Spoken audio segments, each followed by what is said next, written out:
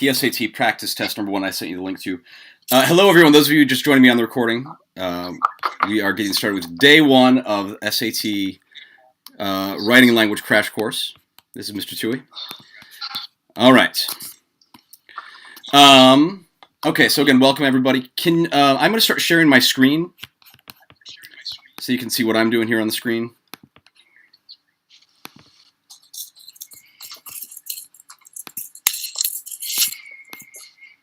All right, and let me know.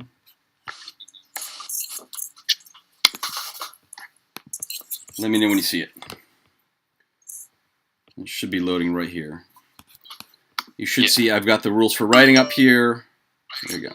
Here's the PSAT practice test right here. You see that? Yeah. This is my screen. Okay, good. Can anyone not see it? You can all see it. Okay, great. All right, if you guys have questions anytime, please don't hesitate to stop.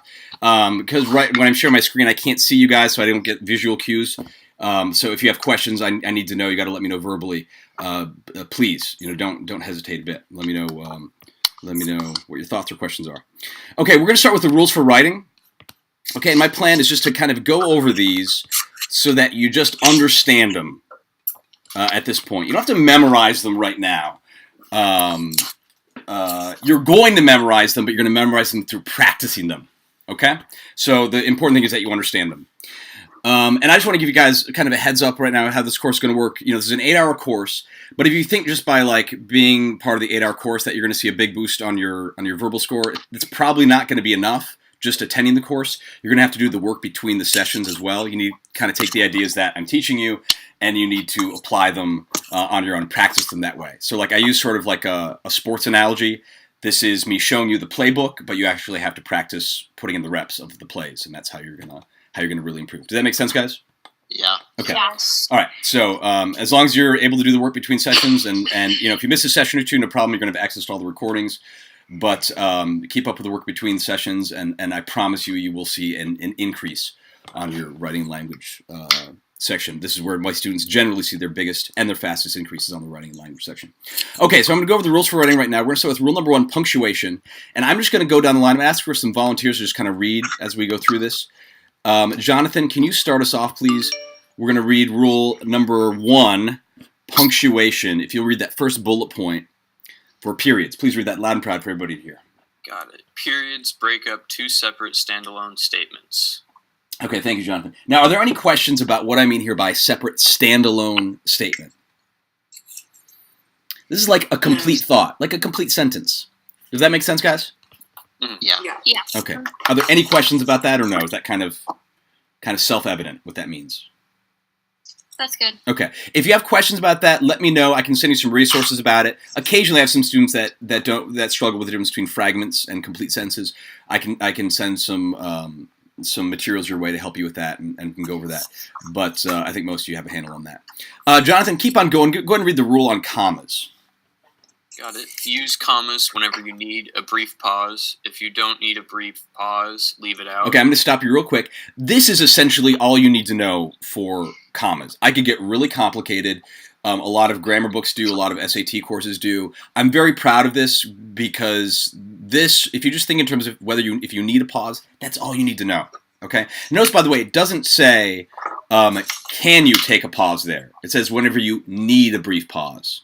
Okay? So if you need a pause, you need a comma. If you don't need a pause, you don't need a comma. That simple. Does that make sense? Yeah. Yes. Okay. Yeah. There's lots. You can take all sorts of pauses all over the place. I know a lot of writers, and probably, certainly in the past, I'm very conscious of it now, I don't do it as much, but in the past I used to use a lot of unnecessary commas all over the place.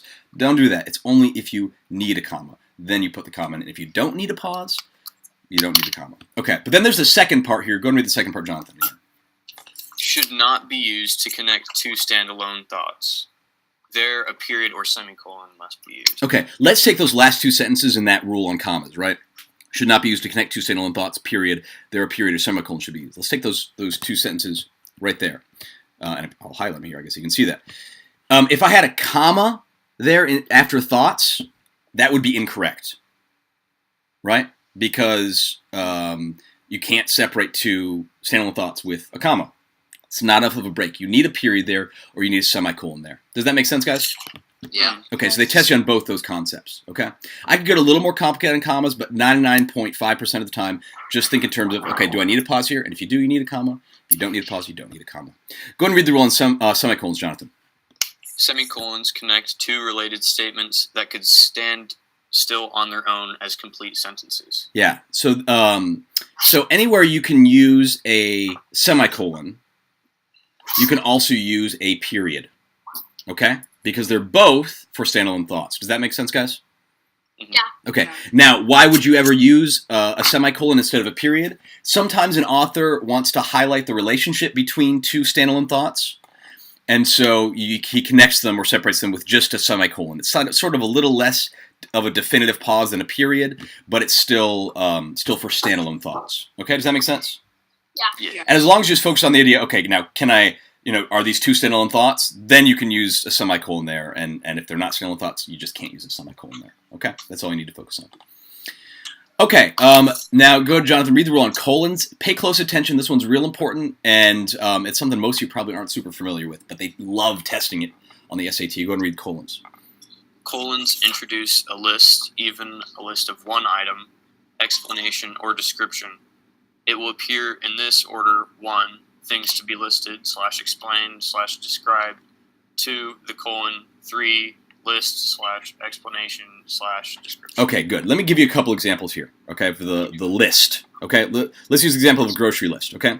So we could say, I went to the grocery store to pick up all the items I needed to bake chocolate chip cookies, colon, butter, flour, sugar, salt, and chocolate chips. Okay? And that's the order that it appears in. It's the thing to be listed. So I went to the grocery store to pick up all the items I needed to bake chocolate chip cookies. That's the thing to be listed. All the items to bake chocolate chip cookies. Then the colon. And then there's the list of things that I need to bake chocolate chip cookies in that order. Does that make some sense, guys? Yeah. Okay. All right. It could also be a list of one item. So I could say, like, I went to the grocery store to pick up the only thing I was missing to bake chocolate chip cookies, colon, chocolate chips. But it still follows that order. I went to the grocery store to pick up the only item I needed to bake chocolate chip cookies. That's the thing to be listed. Then the colon, and then the list, the chocolate chips. Okay, so it's going to be in that order. If it's not in that order, it's not the right use of the colon. Okay, does that make some sense? Yeah. Don't freak out if you're like, oh, I don't know what that would look like in a sentence. You're going to see lots of colons on the SAT. You're going to get lots of practice applying this rule. Just know where you can find it and understand the basic idea. It can also be used for an explanation or description, though. So another example would be, I was looking forward to baking chocolate chip cookies, colon, the most delicious cookie in the world. Okay, so it's chocolate chip cookies, the thing to be described, the colon, and then the description, the most delicious cookie in the world. It still follows that order. Does that make sense? Mm-hmm. Okay, Yeah. good. Yes. Last one, Jonathan, the M dash. Go ahead and read that, please. The M dash, a single M dash, can be used anywhere a colon can be used, following the rule above. Okay, now stop. All the examples I just used with the chocolate chip cookies, we could use an M dash in place of the colon. Okay, does the exact same thing. Does that make sense? Mm-hmm. Yeah. Okay. Except the M dash can do one more thing. There's a double M dash. There's no double colon. Read the next part of the M dash rule, Jonathan. However, for a list, description, or explanation in the middle of a sentence, use the double M dash. All of the creative elements of a film, casting, acting, cinematography, effects, and editing, are the responsibility of the director. Okay, do we see that beautiful list in the middle of a sentence? You can't do that with a colon. There's no double colon. Okay? But it still follows the order. There's the thing to be listed, right? The elements, creative elements of a film, then the M dash, and then the list of the creative elements of a film. It still follows the same order that you see with the colon. Okay? Does that make sense, guys? Yes. Yeah. Yes. Okay. All right, so, and then that's it for punctuation, other than the apostrophe, which we're going to talk about in just a minute, and there's nothing else you need to know. So just test all of the questions related to punctuation, test them with these rules. You're looking to not only confirm the correct answer choice, but eliminate incorrect answer choices. This is all you need for punctuation. Okay? Let's look at rule number 2, possessives. And I would love... Sharon. Can you hear me, Sharon? Yes. Okay, can you read the rule number 2 on possessives? Read that first bullet point for singular possessives. Go ahead and read that, please. Okay. Single possessive. That is the girl's fair sweater. Yeah, that is the girl sweater. And here we're talking about one girl, Sharon. How do you know we're talking about one girl? Because it's the. Because it's talking about her sweater. But here's the placement of the apostrophe. You see that apostrophe up there, Sharon? Right after the L in girls? Yeah. That apostrophe denotes possession. So the thing before the apostrophe is in possession of the sweater. And it's one singular girl in possession of the sweater. It's the thing before the apostrophe is in possession, right? Does that make sense? Now, if the apostrophe were after the S, like so, then suddenly we'd be talking about the sweater belonging to multiple girls, not just one girl. Does that make sense, guys? Yeah. It's all about placement of the apostrophe. So see what the apostrophe comes after, and that's what's in possession. And in this case, it's after the Ellen girl, so it's the sweater belonging to the one single girl. Okay? Go ahead and read, Sharon, read the plural use of possessives. Okay. Plural. The boys' favorite game is football. Okay, and we know that's plural, more than one boy's favorite game. How do we know that, Sharon? Because the apostrophe is after the S. It's after the S, so it's the boys, plural, in possession, not just the boy. If the apostrophe were after the Y in boy, we'd be talking about the favorite game of the one boy. But here we're talking about the favorite game of a group of boys. Does that make sense? Yeah. Okay. Yeah. Yes. Any questions so far? No. None. Okay. Let's keep rolling. Sharon, you're doing great. Go ahead and read the next bullet point here. Okay, pay attention to commonly confused possessives with no apostrophes. It's versus it. It sounds the exact same, right? Now I'm gonna stop you real quick, Sharon. Yeah. Which one is possessive? The one with the apostrophe or the one without the apostrophe? For it's. The one without. It's the one without. It's this guy right here. That's the possessive, which is super funky because generally we associate apostrophes with possessives, totally understandably, right? Because most possessives have an apostrophe. But with its, and with their, and with your, the possessive form doesn't have an apostrophe. Okay? And the reason for that is it's with an apostrophe is a contraction for two words, it is. Okay? Is that familiar, guys? Yeah. Whenever you see it's or their or your with an apostrophe, turn it into two words. Turn it into it is to test if you're using the right form. Because the possessive form doesn't have an apostrophe. Read the, Sharon, go ahead and read the two sentences here with the dog. Or the dog and then the other one. The dog ate its food versus it is going to rain. Okay. Contraction. Yeah, now which one is possessive here, Sharon? The dog ate its food. The dog ate its food. Right? No apostrophe there, right? And then it's going to rain. That's it's as a contraction, as in it is going to rain.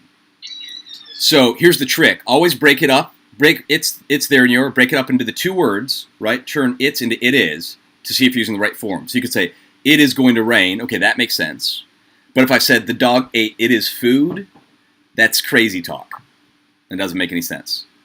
So you know you're not using the right form of it's if it doesn't make any sense. Does that make sense? Yeah. Okay. Any questions about that? No? All right, let's keep rolling. Go ahead and read the next one, Sharon. Also, their versus they are, and your versus you are. Okay, and once again, guys, which one is the possessive, with or without the apostrophe? Without the apostrophe. Okay? Does that make sense? Yes. And if you're anything like me, like most human beings, I know and a lot of you guys are good students. You guys are bright kids. I know many of you. I mix this up all the time, or used to. I'm much better about it now. But just focus on breaking it up into the two words, and then you know you're using the right form. Okay. Okay. Rule number 3: choosing the right word in context. We're gonna practice this one. Don't worry about it right now. I've got a formula for transition word questions. Just skip all that right now. Let's look at the commonly confused words right here. Let's look at that part. And I would love, Falake, can you read some of those commonly confused words for me, please? Yeah. Commonly confused words. Accept versus accept. Yeah, yeah. Effect versus effect. Okay. Perceive versus perceive. Then versus than. Yeah. Okay. Good. Let's start with accept and accept. Which can you use accept with an A in a sentence, Flaka? I won't accept your money. I love it. Yes, you will take my money. You will accept it. That's good. And can you use accept with an E in a sentence? I like everything. I like everything except onions. Okay. On the food. Great. I got you. Yeah. Great examples. Love them. And this is the trick here for accept and also for effect. If it's a verb, A for action. A for action. Right? So I will accept your money. Right? He accepted the award. Right? You're doing something. It's an action. Right? But when we talk about the exception to something, that's the thing. That's not an action. Right? I like all of them except, the ones with onions. Whatever. That's not an action. Does that make sense?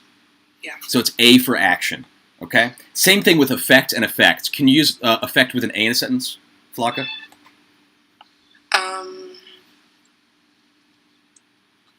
It doesn't physically affect the rain doesn't physically affect anything. Yeah, if you're inside, yeah. Right, and you're right, that's it. The rain doesn't affect things, right? It's doing something, or in this case it's a negative, it's not doing something, but it's still a verb. Does that make sense? Mm-hmm. Right?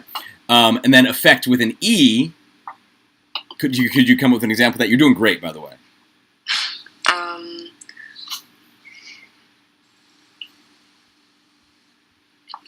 I really literally can't think. Yeah, no problem. That's okay. I think the example I use is one of the effects of World War II was the destruction of Nazi Germany.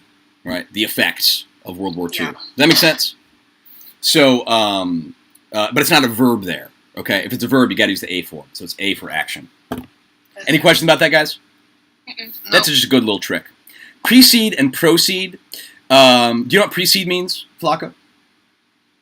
To go before. To go before, absolutely, right. And this is where you really want to pay close attention to like prefixes and suffixes.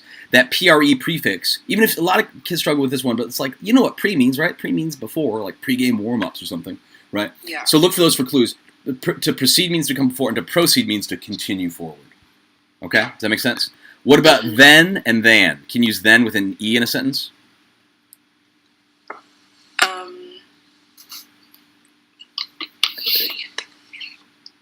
I'm kind of putting you on the spot here. It's really not fair at all, but you've been doing great. The then with an E, that's for sequence. So first I did this, and then I did that. Right? First I put my shoes on, and then I went outside. Okay? And then with an A is comparison. So, like, she is taller than he is. And they're a really awkward couple. Right? Yeah. Okay. So... I've never used that example before, but I like that. I probably will in the future. All right, good. And then who, whom, and whose. I'll try to go over this one real quick. This one throws a lot of students off. Nobody knows when to use whom, but it's so simple, and this is all you need to know for the SAT. If there's a preposition that comes before the word, you need to say whom, right? So it's to whom, or for whom, or by whom. Okay. Let me give you an example. To whom does this belong? To whom does this belong? Right, you got to use whom because there's a prefix, or sorry, there's the preposition that comes before to. But I could say I could say it without whom. I could say who does this belong to? Right, but I can say who because there's no preposition before it. Okay. Included on the rules for writing, guys, and can you guys all see this? I'm scrolling down to the very bottom of the rules. I've included the 25 most common prepositions. Do you see this? Yeah. Okay. You really need to be very familiar with the first 10. I would maybe all the way through 15, actually. But certainly the first 10. Okay. Prepositions pop up a lot on the SAT, and they're super useful for things like knowing when to use whom, and also for matching the subject and the verb in number. We'll get to that in a little bit, but you should be able to identify prepositions. So if there's a preposition before it, you need to use whom. You could say, by whom was this done? Or with whom are you going to prom? Right? Those are all prepositions coming before the word. right? You could also restructure those sentences without the preposition. You could say, who are you going to prom with, right? Or who does this belong to? But if it's a preposition before, you need to use whom. Any questions about that? Stevie, Yeah. I have a question. Yes. So is whom like mostly directed toward like a group of people? Whom? I don't think. Boy, I don't know how to answer that exactly. I don't think you need to worry about it. Just focus on if there's a preposition coming before it or not. That's all you need to really focus on. Okay. Does that make sense? Yes, sir. Okay, great. Okay. And we'll see some examples of those. Lastly, guys, general vocab is a big part of rule number 3, choosing the right word in context. And in case you've not done this yet, some of my former students know this. Jonathan, I teach history, and some of these students are some of my former history students. If you see a word you don't know, guys, look it up. You've got to look it up. Okay?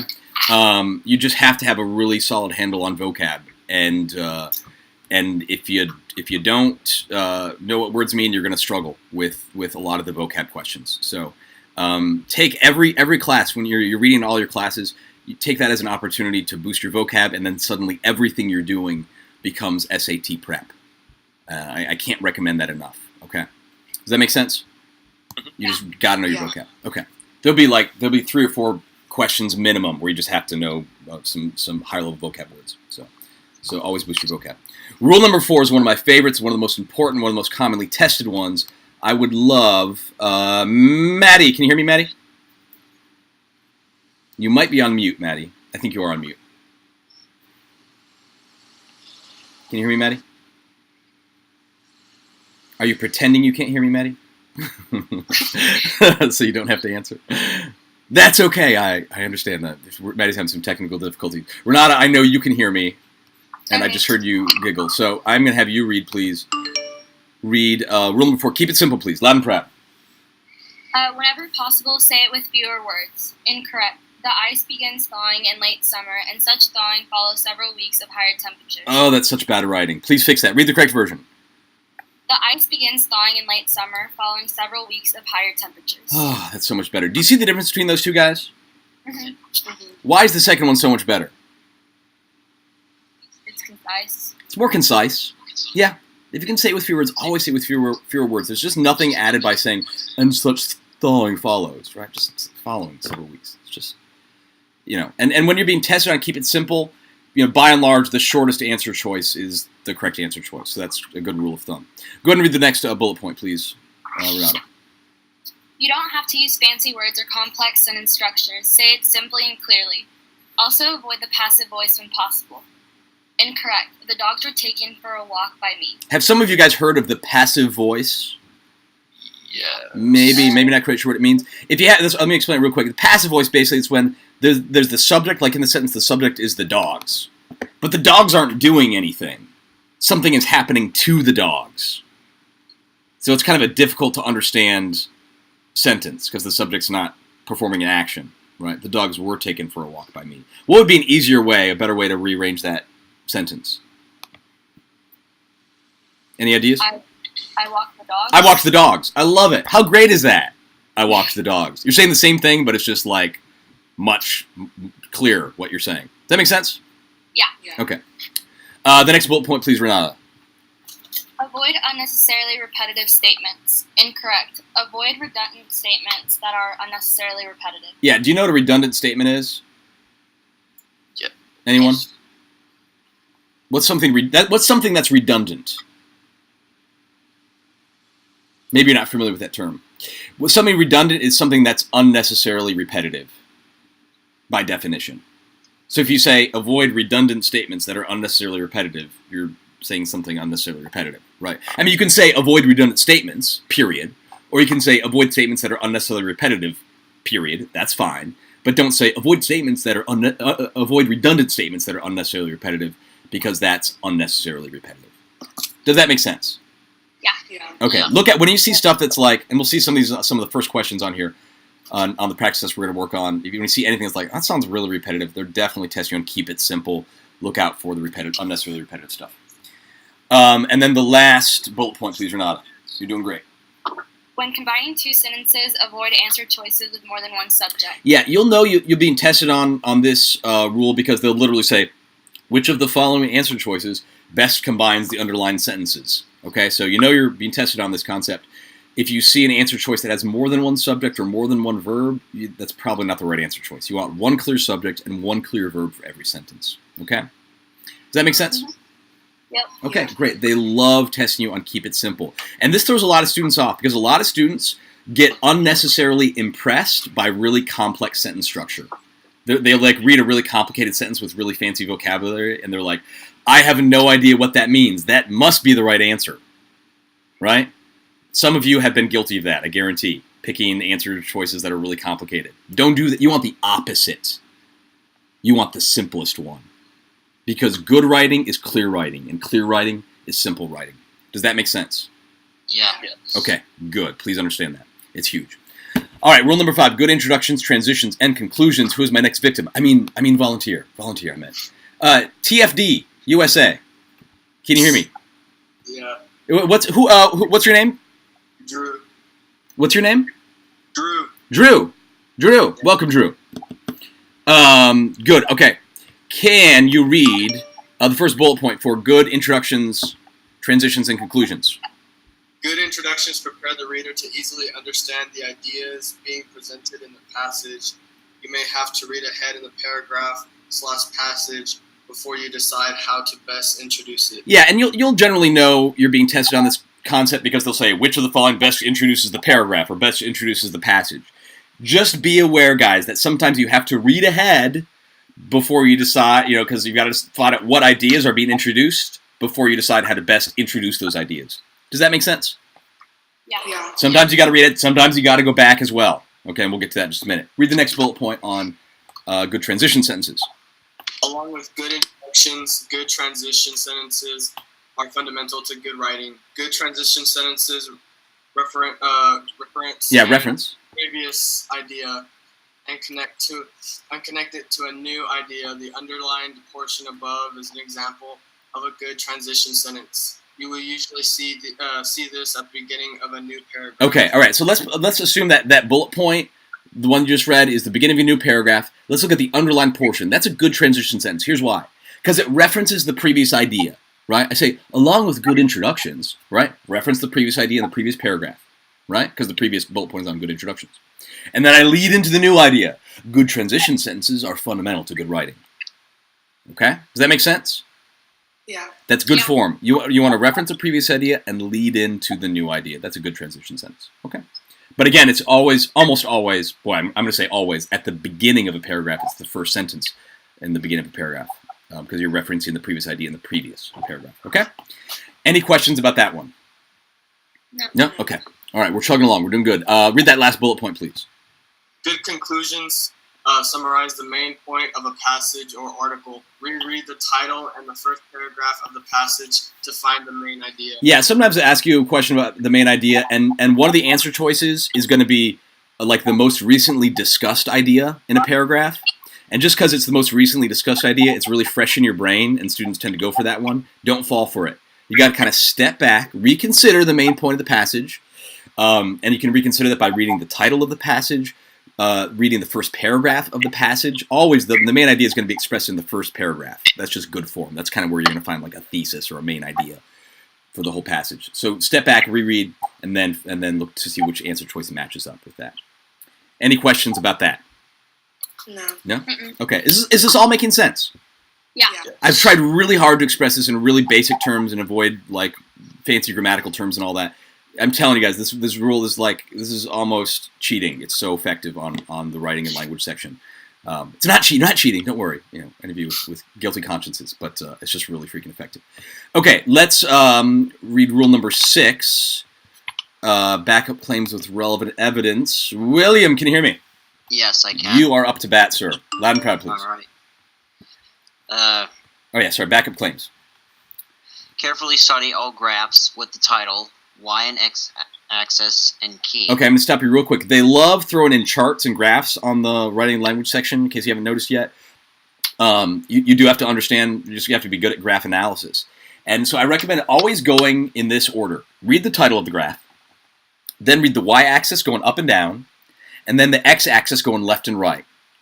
Look for a key if there's a key, and then lastly look at the data in the chart, looking for patterns and conclusions, right? If you're anything like me, you probably look at a graph and you start looking at the data, you look at all the bars and all the points, and you stare at it for like 10 seconds until you realize you have no idea what you're looking at. Can anyone relate to this? Anyway, yeah. And then I'm like, I have no idea what I'm looking at. And then I go back and have to go through, just start by reading the title, the axes, the key, then lastly look at the data. It'll save you some time, and it'll help make a lot more sense of the data you're looking at. Any questions about that? No. Okay. All right, next bullet point, please. Supporting claims with specific evidence is a good idea as long as it's relevant. Yeah, so like, if I had a choice between saying like, more people prefer hamburgers to hot dogs, or if like, I can back it up with some data, I can say, according to a recent survey, 75% of respondents prefer eating hamburgers to hot dogs. The second one is going to be better. Specific evidence is always a good idea to back up a point. Does that make sense? Yeah. Just make sure it relates to the main point, and it's related to the information in the graph. Okay. Last bullet point there, please, William. Providing examples or definitions of technical and unfamiliar terms is always a good idea too. Okay. If you see a word that like, you're going to be reading some like scientific journals and stuff like that, you're going to see some technical terms you may not be super familiar with. If it's not a commonly understood term, it's going to be a good idea to have a definition of that term or some specific examples of that term. Okay. When in doubt, you want to include it. Does that make sense? Yeah. Okay. All right. And then, rule number 7 is my favorite. I love it so much. I wish they tested more on it. I would love it if we're back to Jonathan. Can you hear me? Yes. Jonathan, could you please read rule number 7? Avoid misplaced modifiers. Got it. Incorrect. Blazing through the night sky for brief periods of time. Humans have long been fascinated by comets. Okay, I'm going to stop you real quick. Do you see what's wrong with that sentence, Jonathan? A lot of students don't. I don't. That's okay. So here's the deal with misplaced modifiers. So there's a modifying clause or a modifying phrase in the sentence, okay, which is blazing through the night sky for brief periods of time. That's a modifying phrase, okay? That's modifying or describing, right? To what modifying means to describe. That's describing humans. Do you see that? Okay. Why don't you read the second bullet point first? Actually, why don't you read that bottom one first? Blazing through the night sky. Oh no! Read the second bullet point, the modifying descriptive phrase. Read that. Oh, read the second. Yeah. The modifying descriptive phrase must always come immediately before or immediately after the word it is modifying. Okay. So because in this first example, blazing through the night sky for brief periods of time, that comes immediately before humans. The sentence suggests that it's humans that are blazing through the night sky for brief periods of time. Oh. Yeah. Now I know, like when you read that, like most people's brains are like, "Well, that's silly. It's got to be talking about the comets," and we just kind of fix it, kind of mentally, right? Because we don't entertain a nonsensical idea. But the sentence structure suggests that it's humans that are blazing through the night sky for brief periods of time. Does that make sense, Jonathan? Yes. Okay, good. Read the correct version. Blazing through the night sky for brief periods of time, comets have long fascinated humans. There we go. And now it's comets that comes immediately after the descriptive clause, so it's the comets that are blazing through the night sky for brief periods of time. That works. Okay, does that make sense? Mm-hmm. These are tough to catch sometimes, right? Because like you read the first one, and you're like, that sounds okay to me, But if you look at the answer choices and you see like they're not testing on punctuation, they're not testing on like verb choice or anything like that. Like there's no apostrophes anywhere, Check to see if you could be able to deal with misplaced modifiers. Okay, and you'll get that question right. All right. Rule number 8: make it match. It is the biggest rule. It's the most commonly tested rule. It's got the most elements, but they all share this one thing in common. You've got to make one part of the sentence or paragraph match another part of the sentence or paragraph. Okay, so that's why it all kind of fits together under this rule. Make it match. I would love it if Sharon, can you hear me? Sharon? Yes. Great. I'm gonna have you read a couple of these for me. A couple of these bullet points. Read that first. Oh boy. Sorry, I accidentally pressed the wrong button there. Read that first bullet point. Make it match number. Okay. Number. A pack of wild wolves is roaming around. Is roaming through the neighborhood. Yeah, a pack of wild wolves is roaming through the neighborhood. Okay. Sharon, what is the subject of this sentence?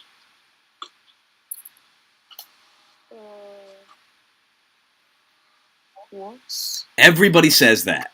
Everybody says that, okay? And it's a little bit surprising, but the subject of the sentence is pack. Pack. A pack of wild wolves. Of wild wolves, guys, is a prepositional phrase. Okay, and this is where you got to know your prepositions here, right? Let's go back to the prepositions, right? Of is the most common preposition. Okay? So, of is a prepositional phrase. The subject is not going to be within the prepositional phrase. The prepositional phrase is always describing something. So, a pack. What kind of pack? A pack of wild wolves. Okay? Is roaming through the neighborhood. Does that make sense why pack is the subject? Yeah. Yes. Okay? Yes. I know wolf stands out in your mind, but the subject is pack. Okay? If I said, I bought a pack of cigarettes, or say a pack of cigarettes costs $5, okay? Cigarettes is not the subject. The subject is pack, right? What kind of pack is it? It's a pack of cigarettes. Does that make sense? Don't ask me why I know how much they cost. It's been a long time. But, I mean, if I would have ever bought them in the past, it's been... All right, I'm going to be quiet. Okay, so here's the deal. When we're doing make it match a number, you've got to match the subject, the number of the subject, if it's singular or plural, with the verb to make sure they're either both singular or both plural. Now, Sharon, is pack singular or plural? Do you know? Plural. It's actually singular, right? Packs with an S would be plural. Okay? Pack, well, this is one pack of wolves. Now, it's got lots of wolves in it, but we're not talking about the wolves as plural. But we're talking about the pack. Is the pack singular or plural? The pack is singular. We're talking about one pack. Okay? Now, if there were two different packs of wild wolves, we could say the two packs of wild wolves are roaming through the neighborhood. Right? Then we got more than one pack. Does that make sense, guys, why pack is singular? Yeah. Yeah. Okay. Okay. Yes. It's tricky. I know it's tricky. Okay, especially because wolves is plural, but the subject, pack, is singular. Okay? All right, so pack is singular, so we need a singular form of the verb to be. Okay? And so the answer choice you're probably going to see like are and is. Probably, and am, maybe, right? So here's how you find, once you realize you need a singular form of the verb, you can test all the answer choices with the singular pronoun it. Okay? Let me give you an example. So would you say it is or it are? It is. It is. Duh, right? That just sounds right. So is going to be the singular form of the verb that you need, right? If you needed a plural form of the verb, you test it with the plural pronoun they. So would you say they is or they are? They are. They are, duh, right? So, yes, that's if you need a plural verb, right? But here again, we need a singular form of the verb, so test with it is roaming through the neighborhood. Does that make sense? Yeah. Okay. Mhm. Yeah. Any questions about that? That's tricky. And it's one of the trickier kinds of questions they'll test you on. When they're testing you on make it match a number, and you'll know they're testing on make it match a number because, again, you're going to see a bunch of different verbs with different endings, right? Different forms of the same verb. Almost always you're going to see a prepositional phrase between the subject and the verb. So look out for prepositional phrases, okay? And then and that'll help you differentiate between the subject and what is otherwise in a prepositional phrase. Okay, let's go to make it match tense. Go ahead and read that example for me again, Sharon, please. Okay. Tense. The band played its hit tune, and the audience erupted in applause. Beautiful. Okay, great. So now with make it match tense, this doesn't mean that you have to have the exact same tense for a verb. When we say tense, we mean like past, present, or future, right? You don't have to have the exact same tense in every sentence. This just means if we're talking about events that happened in the past, we need to stay in the past tense. If we're talking about events that will happen in the future, then we need to stay in the future tense. That's all it means, okay? And sometimes sentences can have more than one tense depending on exactly what you're saying, okay? But just pay attention to when the events are happening, then you know you're using the right tense. They love throwing kind of make it match number and make it match tense together. They'll throw in like some singular and plural forms of a verb and different tenses. Always focus on make it match number, because even if you see some different tenses in the answer choices, Generally, you'll see either one singular verb, that's the correct answer, and 3 plural incorrect answer choices, or you'll see 1 plural correct answer choice and 3 incorrect singular answer choices. Regardless of what the tenses are, you can almost always tell what the right answer choice is by focusing on the number. Okay? Does that make sense? Yeah. That's why I put number first before tense. Almost all focus on number, and then you generally don't have to even worry about tense. Sometimes you do, but 9 out of 10 times if you focus on number, you'll find the right answer. Okay? Okay, good. I'm going to pass it around a little bit. I would love Falaka, can you please read the next couple bullet points, please? Style and tone. Yeah. Incorrect. The polar bear is a carnivorous bear whose native range lies largely within the Arctic Circle. They are super cute, but they sure can be mean. Yeah, what's wrong with that sentence, Falaka? Or sentences, I should say. Well, the second sentence, it doesn't state the subject. Well, they is the subject there, and it's referring to polar bears. That's not the issue. I see a bigger issue there with that last sentence. And the issue is with the last sentence. Does anybody see what the problem is? Sure. What is it? Sure. Oh, shit. Wait, what? Did someone say sure? Hello? I'm sorry. Here, the issue here, guys, with style and tone. Style and tone means like how a sentence sounds, okay? And this last sentence here is just super conversational. Like, a 7th grade girl might talk that way, and that's fine to talk that way. But that's just not how you would write in, like, a formal published paper. Does that make sense, guys? Yeah. Yes. Yeah, whenever you see an answer choice, you're like, boy, that sounds really conversational. Or you're like, oh, that sounds like something that you might say, but you wouldn't see in writing. I guarantee they're testing you on make it match style and tone. So look out for anything that looks conversational, eliminate it as an answer choice, go with the professional, formal answer choice. Make sense? Yep. Okay. Yeah. Good. Yeah, avoid the conversational. Falaka, the next one here, parallel structure. First, before we do this one, let's talk about parallel lines. You guys know what 2 parallel lines are? Mm-hmm. What are they? Who can define it? Lines that never touch. Yeah, lines that never touch. They're so closely aligned, right? They go on for infinity and never touch, okay? So here with parallel structure, we're talking about a structure within the sentence that matches up, that lines up perfectly, okay? And I think looking, kind of glancing at the sentence, we see that ing ending, okay? Falaka, go ahead and read that sentence, please, for parallel structure.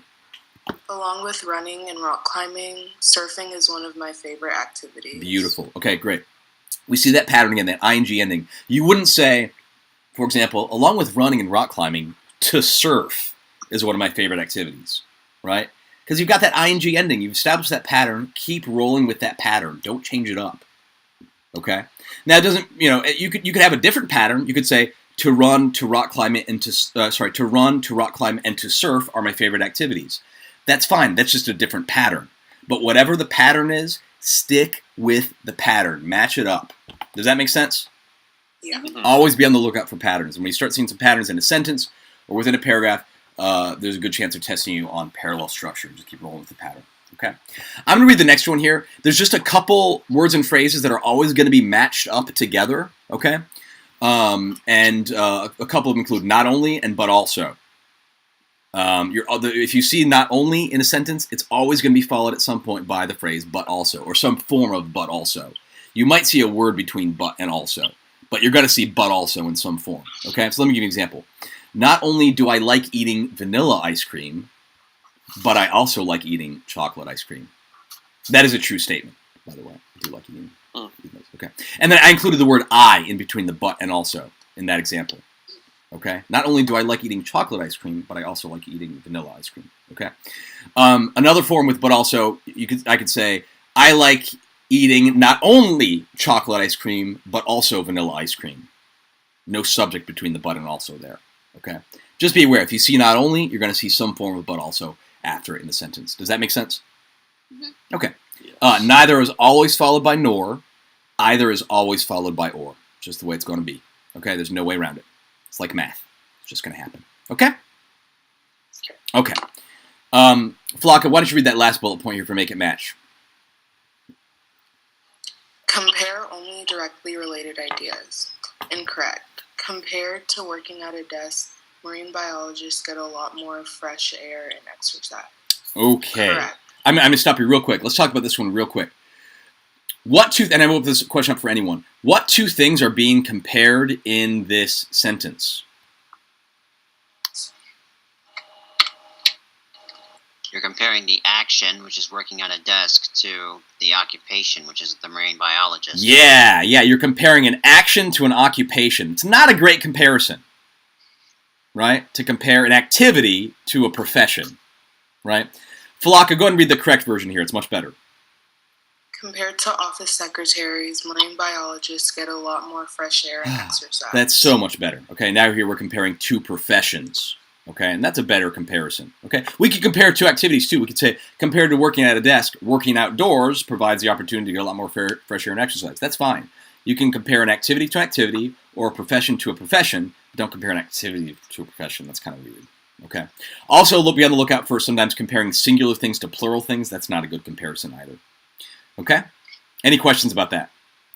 No. That one's tough to catch. Okay, but again, be on the lookout. If you see it's like, they're not testing on punctuation, it's not like grammar, it's ideas they're testing you on here. Look out for, if you can't catch anything grammatically incorrect, look for that rule, compare only directly related ideas. We're almost done with the rules, and we're going to be able to start applying these, and this is all going to make a ton more sense if it's even if it's not right now. Let's finish rule number 9, and I would love... Maddie, can you hear me? Yes. Yes, okay, good. You're your mic on. Go ahead and read that rule number 9 for me, please, on logical order. Okay, avoiding interrupting the flow of thought. Incorrect. The bear population in Alaska has grown by 15% in the past decade. There is an abundance of other fish and wildlife in Alaska. The exact reason for the increase in bear population is currently unknown. Okay, I'm going to stop you real quick. Do you see what's wrong with that sentence, Maddie? I wasn't really paying attention. That's okay. You did a good job decoding the words. Does anyone see what's wrong with that paragraph? They go from speaking about the bears to talking about fish and other animals, and then back to the bears. Yeah, that's bad. That's bad. You can talk about bears and other things, but finish the discussion about bears and then talk about the other stuff. Don't go bears, other stuff, back to bears. All right, that's just bad. Okay, and these are some of the tougher questions on the SATs, the logical order ones. But if you use that last bullet point, read that last bullet point, please, Matt. Use the sentence sandwich method for logical order questions. I'm going to teach you the sentence sandwich method, and we're going to apply it. Basically, you're going to read 3 sentences all together. You're going to read the sentence before, you're going to read the sentence in question, and then you're going to read the sentence after. So 3 sentences total with a sentence in question in the middle. I call it sentence sandwich. If you use that method, you should be good. And just make sure that the ideas flow from one to the next logically. Okay? We'll practice it. All right. And then rule number 10. The last one. Renata, can you read rule number 10, please? Yeah. Trust your ear and trust your instinct. You may not always know the exact rule it applies. Furthermore, there are a number of conventions of good writing that don't fit into perfect categories. So when in doubt, trust your ear and go with your first instinct. You may be wrong some of the time, but it is always your best bet. Okay, does that make sense, guys? Mm-hmm. If you know the rule that applies, apply it. Great. If you don't know the rule that applies, just kind of go with your gut. Listen to it. You got to sound it out in your head. The right answer choice will generally sound right, and incorrect answer choice will generally sound wrong. And if you're limiting answer choices and trying to find the correct answer choice, always go with what your first instinct is. Don't overthink it. Don't go with your gut. And part of I think the art of doing well in the SAT is learning to trust your instincts. Okay, don't overthink it. Don't second guess yourself. Your first guess is always your best bet. Okay? Any questions about that? No. No? Okay. Let's go now. Let's go to that PSAT practice test I sent you guys a link to. Can you guys see it here on the screen? Yes. Okay. All right, I've actually got it up here. This is section 2 on the PSAT. And I'm starting with the PSAT test, but it's the exact same skill set as the SAT. The only difference is there's a couple higher level difficulty questions that are not on the PSAT, but I think that's why the PSAT is a good place to start. We're going to get to the SAT practice test. You won't see much of a difference. Again, just a couple questions that are a little bit tougher, okay? But that's why we're starting with the PSAT, okay? All right. Here's how we're going to do this. I'm going to continue to ask for some volunteers to read these for me. We're going to go question by question, okay? And as soon as we read a sentence with a question in it, we're going to answer the question using the rules for writing, okay? So as we're reading this, try to think in terms of, okay, what rule is being tested on here? Does this violate any of the rules? And then we'll talk about answering these questions together, okay? All right. I left off on Renata. Renata, why don't you start us off? Actually, please go ahead and begin here with this passage, and always read the title as well. Again, that helps with the main idea here. So go ahead, please, and read. A nod for nodding off. Yeah. With 30% of United States workers not getting enough sleep at night, according to the Wall Street Journal, U.S. companies lose a yearly sum of $63.2 billion annually due to the drop in employee productivity resulting from sleep deprivation. Okay, I'm going to stop you real quick. Okay, good. Now let's answer question number 1. Okay, first I'm starting off with you, Renata. Do you see anything wrong with that underlined portion? It says yearly and annually. It sure does. Yeah. What rule are they testing us on here, Renata?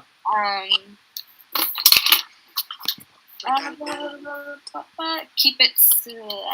Yeah. It is. Yeah, it's rule number 4. Keep it simple. Avoid unnecessarily repetitive statements. That's definitely the rule.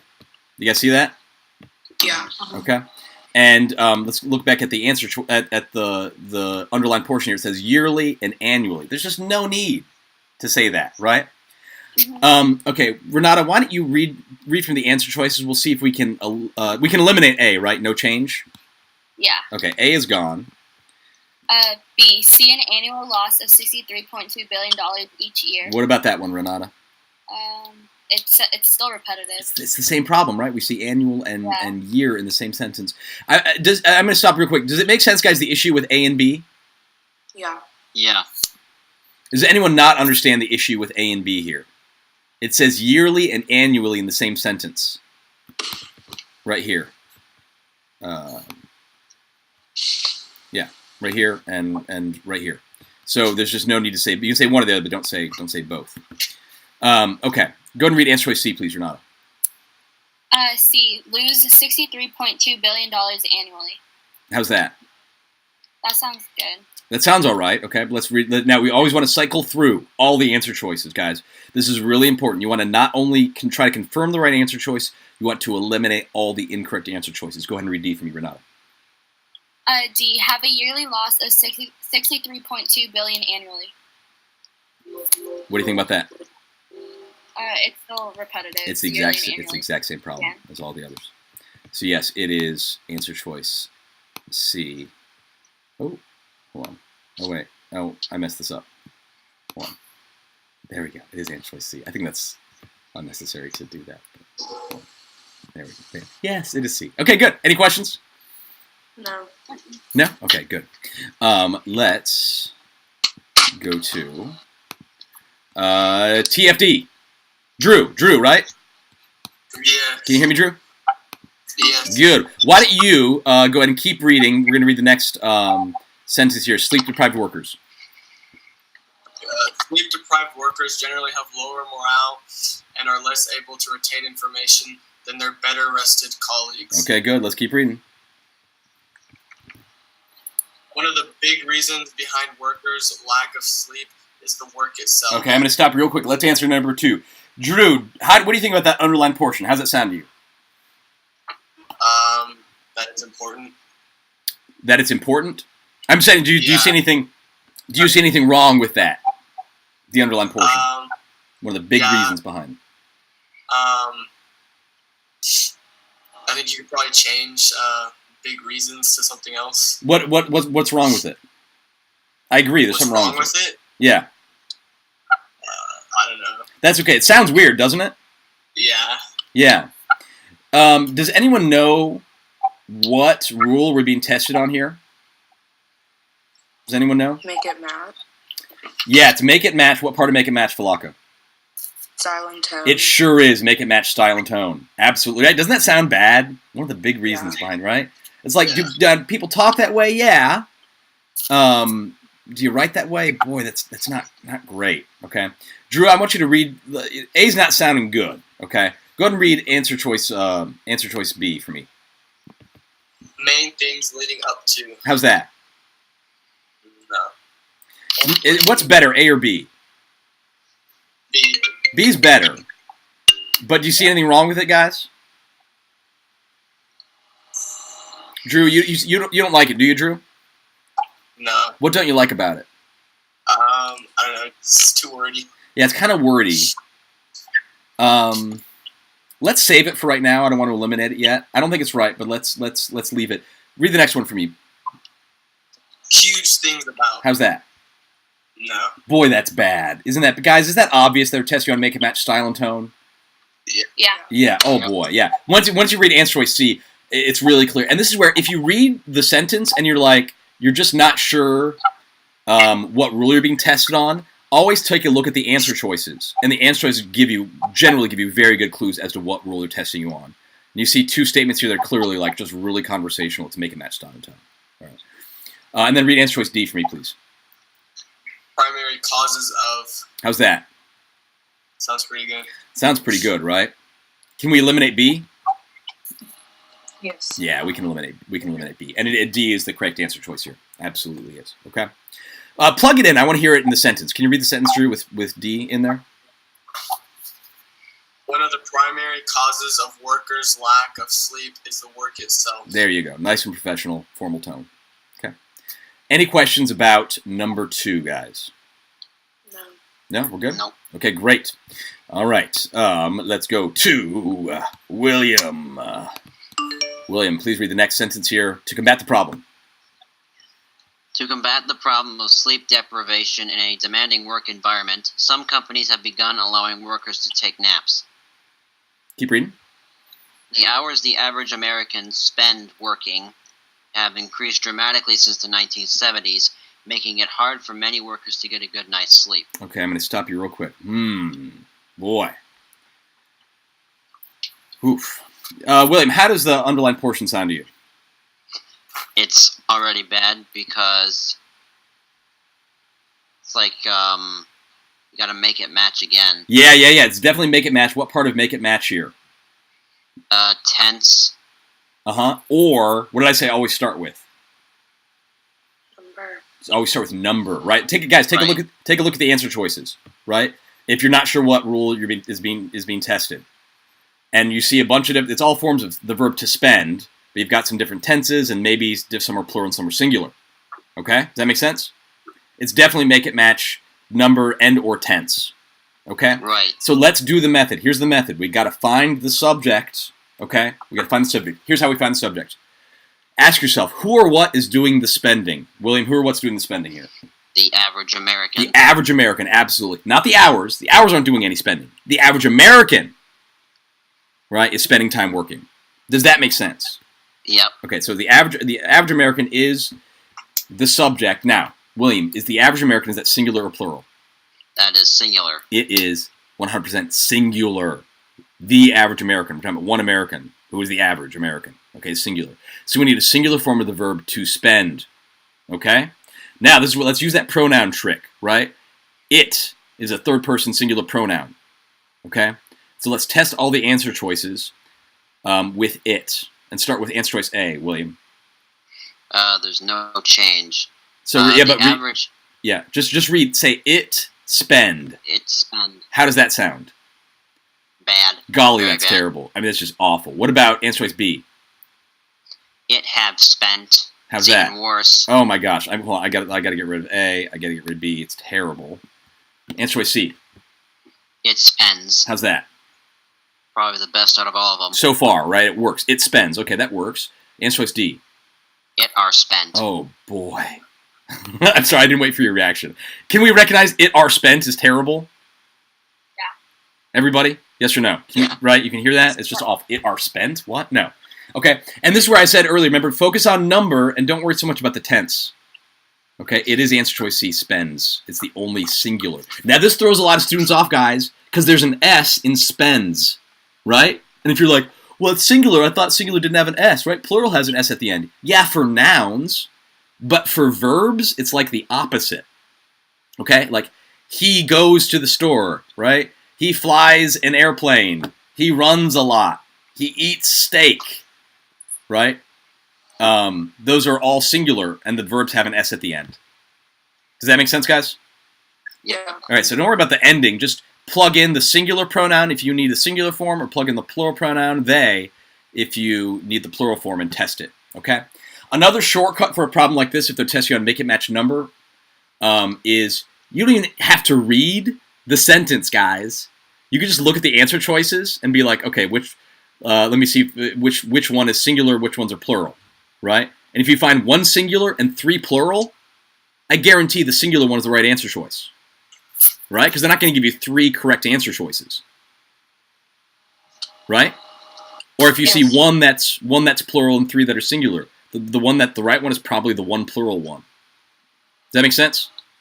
Yeah. Sort of a shortcut if you're not sure what rule is being tested on. I call it the rule of 3 shortcut. If you see 3 that kind of have the same thing going on and then 1 outlier, go with the outlier.